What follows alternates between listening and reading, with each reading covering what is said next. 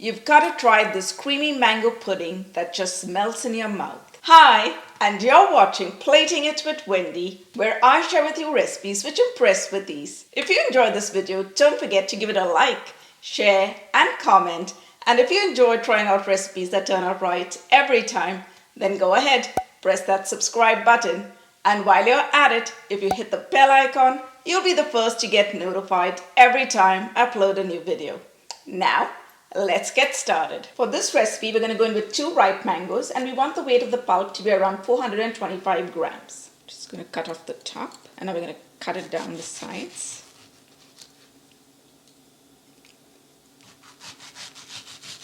And now using a knife, very carefully just cut it up into smaller bits. Cut it the other way around. And look at this, it looks like a little hat. Now we're going to scoop it out and put it into the blender. A tip here is that when choosing mangoes to make this dessert, try to use mangoes that have less of the fiber in it, because that will give you a smoother mango pudding. I'm going to scoop out as much as we can, making sure that we do not waste any of this delicious flesh on the skin. Now we're going to get out all the goodness from the seed as well. And now let's cut the second mango. Now let's scoop out all that delicious flesh from inside. I've got 1.5 cup of milk in the measuring cup, but we're going to add only 1 cup to the mixing jar. The half cup that's remaining we're going to use later. And now we're going to blend this together.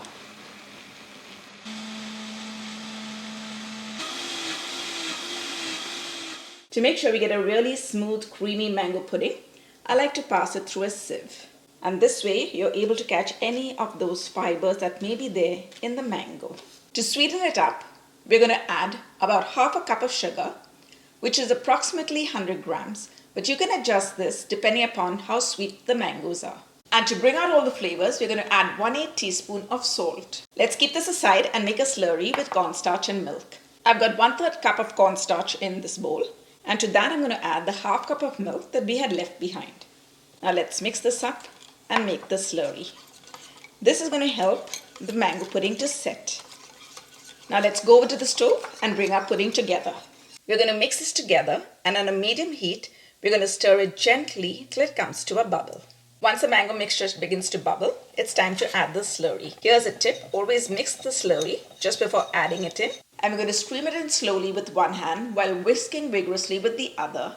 And this is going to avoid any clumping or lumps forming in the mixture. Wow, look how thick and creamy this is getting. Our mango pudding mixture has now come to a second bubble, which means that the cornstarch would have cooked by now. So now we're going to allow it to cook for just 1 more minute before we take it off the heat. But remember to keep stirring it constantly while it's on the heat.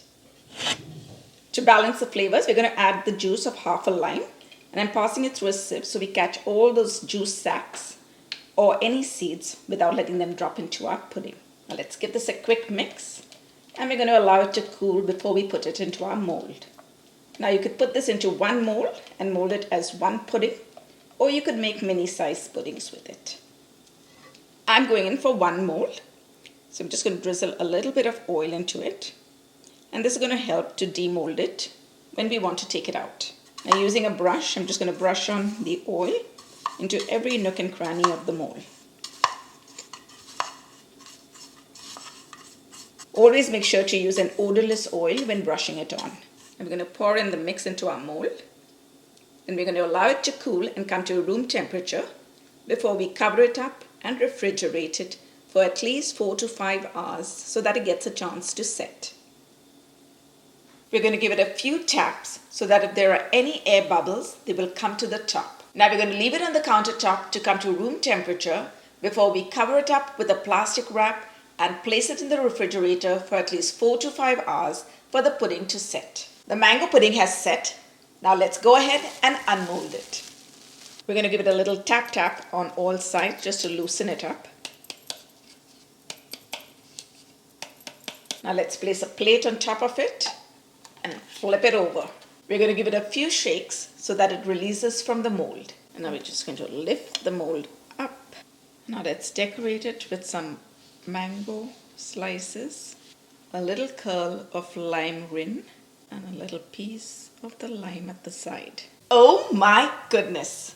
Look at that! I've been waiting for this moment. Let's give this a taste. It's so soft. Wow, this pudding is so delicious. It has a lovely soft creamy texture and I just love that flavor of the fresh mango. I hope you give this recipe a try. So hop onto my website platingitwithwendy.com where you will find the full written recipe. Thanks for watching. See you soon.